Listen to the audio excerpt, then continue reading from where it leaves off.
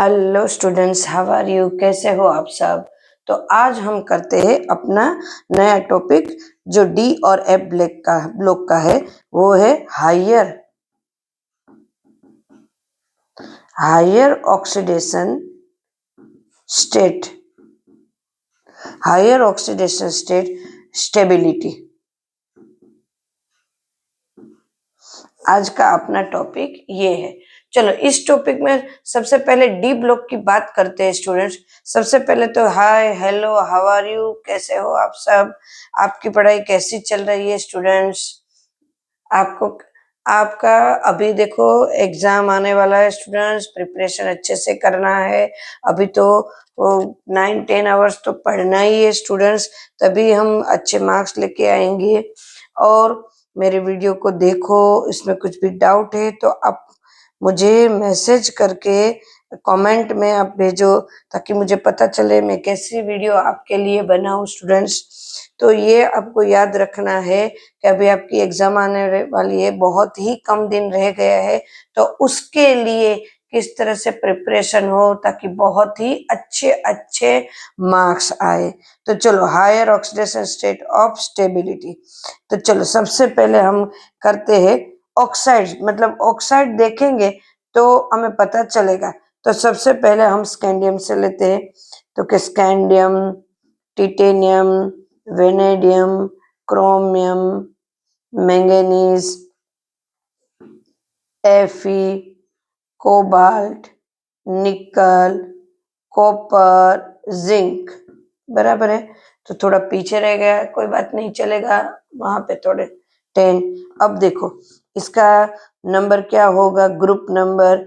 ए की बात कर रहे 3, A3, 4, 5, 6, 7, 8, 9। मैं भूल गई, A4, 5, 6, 7। ओके, बराबर है, बराबर है, बराबर है, बराबर है। 11, 12, बराबर है। ये अपना ग्रुप नंबर है। वहां पे ग्रुप नंबर आएंगे ना, डी ब्लॉक के ग्रुप नंबर ए में, बराबर है। ए में ग्रुप नंबर, डी में आएंगे वो। और यहाँ इसकी ऑक्सीडेशन वैल्यू भी लिखते हैं। +2 वाली मतलब प्लस ही होंगी, 3 वाली, 4 वाली, 5, 6 एंड 7 तक के ले लेते हैं। चलो, क्लियर? तो अब क्या समझना इजी रहेगा, क्लियर है ना स्टूडेंट्स? 7 तक। अब देखो स्कैंडियम, स्कैंडियम का तो यहाँ उसकी ऑक्सीडेशन वैल्यू भी नीचे लिखती हूँ। तो स्कैंडियम का तो हमें पता ही, +3 फाइनल है, +3 फाइनल है स्कैंडियम। पता है ना हमें कि +3 ही कॉमन है। तो इसके तो +2 बनेगा नहीं, +3 बनेगा। अब देखो ऑक्सीडेशन स्टेट है किसके ऊपर, हायर ऑक्सीडेशन स्टेट किसके ऊपर डिपेंड है? तो कि जैसे जैसे उसका ऑक्सीडेशन वैल्यू मतलब ऑक्सीडेशन वैल्यू इंक्रीज होती जाती है, वो ज्यादा ज्यादा स्टेबल होते जा रहे हैं, ज्यादा ज्यादा स्टेबल होते जा रहे हैं। तो उनकी ऑक्सीडेशन वैल्यू के अकॉर्डिंग हम देखते हैं कि कौन कौन से स्टेबल है। चलो, स्कैंडियम +3 है तो +3 में क्या होगा, स्कैंडियम 2O3 ऑक्साइड लिया है ना, तो ये उनकी एक ही उनकी ऑक्सीडेशन वैल्यू है और वो भी स्टेबल है, बराबर है। क्योंकि उसकी हमें पता ही है, स्कैंडियम की +3 है, उसका हमें ऑक्सीडेशन अब फाइंड करने की जरूरत नहीं, क्योंकि +3 में 3 इलेक्ट्रॉन जाएंगे, 21 नंबर है उनका। तो पता है कि वो 4s0 3d0 आएंगे, 4s0 3d0 में नीचे लिखते जा रहे। देन टिटेनियम की बात करें तो टिटेनियम तो 2 भी है, तो TiO भी होगा। देन 3 में भी मिलेगा तो Ti2O3 भी मिलेगा, बराबर है। टिटेनियम का 4 भी मिलेगा, 4 में हम कॉमन निकाल लेते हैं 2, तो TiO2 मिलेगा, बराबर। तो ये 4 का है टिटेनियम। ये तो मतलब तीनों के तीनों मिल रहे हैं, बराबर है ना। टिटेनियम के हमें मैक्सिमम, तो यहाँ पे 3 और यहाँ पे 4, ये इनकी कॉम वैल्यू आगे आगे ऐसे ऐसे ऐसे जाएंगे ना तो बढ़ते जाएंगे, ऐसे ऐसे ऐसे ऐसे इंक्रीज होते जाएंगे, बराबर है। अब देखो मतलब हायर एनर्जी वैल्यू जो होती है कब स्टेबल होगी, कितने सारे में से, तो कि जब वो ज्यादा से ज्यादा एनर्जी रिलीज करेगा। क्या करेगा?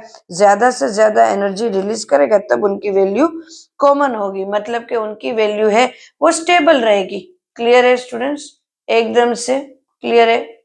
चलो अब आगे, वेनेडियम में हाँ VO मिलता है, यस यस। V2O3 भी मिलता है, यस।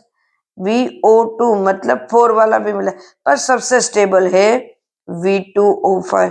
कितनी जगह कैटेलाइज पे बेस पे वर्क करता है, एनर्जी रिलीज सबसे ज्यादा करेंगे तभी उनकी होगी, तो उस टाइम पे एनर्जी रिलीज सबसे ज्यादा हो रही है, स्टेबल है। और आपको ये भी याद होना चाहिए कि जब ये वर्क कर रहे, मतलब जब ये ऑक्साइड बना रहे, कुछ भी बॉन्ड बना रहे, तो d ऑर्बिटल्स में s और p, अरे सॉरी s और d, 4s एंड 3d दोनों साथ में मिलके ये काम करते हैं, दोनों साथ में मिलके ही ये वर्क करते हैं।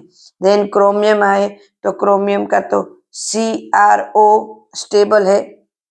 देन Cr2O3 थोड़ा बहुत दिखने को मिलता है, CrO2 ये मिलता है CrO, पर फिर ये 5 वाला नहीं मिलता, बट 6 वाला मिलता है।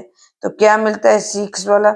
CrO3 ये मिलता है, और ये 3 वाला मिलता है, दोनों क्रोमियम में, दोनों में। हमें उसकी अब कॉन्फ़िगरेशन मुझे बताने की जरूरत नहीं है, कॉन्फ़िगरेशन आपको पता है, तो उसी को इसमें बार बार करके मैं अपना वीडियो खामखा बड़ा नहीं कर रही हूँ।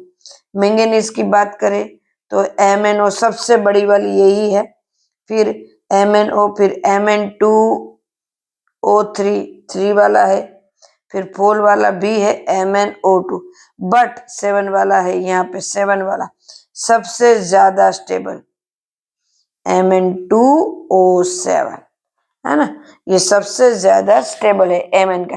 और क्यों स्टेबल है? इलेक्ट्रॉन कॉन्फ़िगरेशन के हिसाब से देखें तो Mn+7 करते हैं, Mn+7 करते हैं हम, तो क्या होता है 4s0 3d0, तो ये होता है, इसीलिए। फिर होगा हमारा Fe, तो Fe में क्या है? FeO, देन है Fe2O3 ये भी स्टेबल है, और 3 वाला भी है Fe3O4, तो दोनों मिलते हैं FeO Fe3O3। तो Fe का हमें पता है, कॉन्फ़िगरेशन देखो पता है, कॉन्फ़िगरेशन में हम डिटेल में जाके खामखा अपना वक्त नहीं बर्बाद करें। कोबाल्ट, कोबाल्ट+3 मिलेगा, CO2O3, कोबाल्ट+3 ही मिलेगा। निकल+2 ही मिलेगा, एक ही मिलता है NiO, निक। उसी तरह ZnO पहले ही लिख देती हूँ, ZnO। हाँ, कॉपर का +1 एंड +2, हमें लगता क्या है कॉपर में कि +1 हमें +1 से +2 ज्यादा स्टेबल है, बट ऐसा नहीं है स्टूडेंट्स, +2 ज्यादा स्टेबल है, बिकॉज उस टाइम पे एनर्जी लेवल है, एनर्जी है जो रिलीज करती है वो सबसे ज्यादा रिलीज करते हैं, और हम जानते हैं कि जो रिलीज करेंगे सबसे ज्यादा वो सबसे ज्यादा स्टेबल हो गए, तो उस टाइम पे एनर्जी है वो सबसे ज्यादा रिलीज हो रही है, इसीलिए ये, तो ये है higher oxidation state stability value. Clear है स्टूडेंट्स? मुझे नहीं लगता इसमें कुछ भी हार्ड है, बस अपने को याद रखना है कि स्टेबिलिटी कौन सी लेनी है। Clear students? तो आज का वीडियो यहीं पे, तब फिर से मिलते हैं, तब तक के लिए बाय, टेक केयर।